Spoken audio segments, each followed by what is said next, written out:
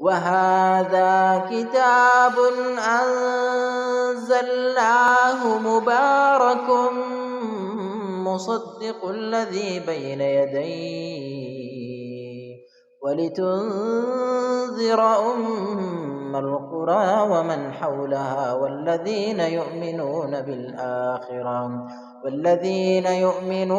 بالآخرة يؤمنون به وهم على صلاتهم يحافظون. ومن أظلم ممن افترى على الله كذبا أو قال أوحي إلي ولم يوح إليه شيء ومن قال سأنزل مثل ما أنزل الله. ولو ترى إذ الظالمون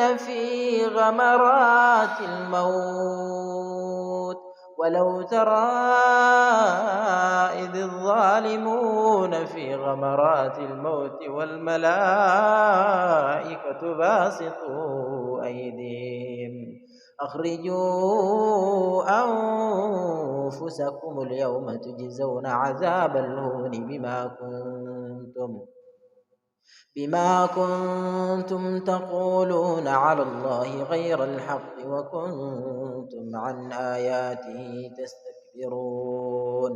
ولقد جئتمونا فرادا كما خلقناكم أول مرة وتركتم ما خولناكم وراء ظهوركم وما نرى معكم شفعاءكم الذين زعمتم أنهم فيكم شركاء لقد تقطع بينكم وضل عنكم ما كنتم تزعمون.